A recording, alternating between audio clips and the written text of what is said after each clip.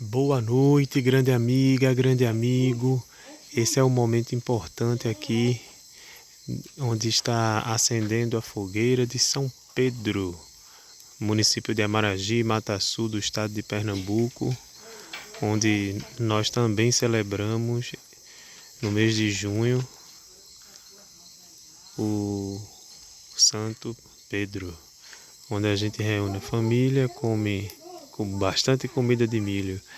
É importante acender a fogueira na parte de cima e para que a madeira seja consumida aos poucos, porque se colocar embaixo ela desmorona.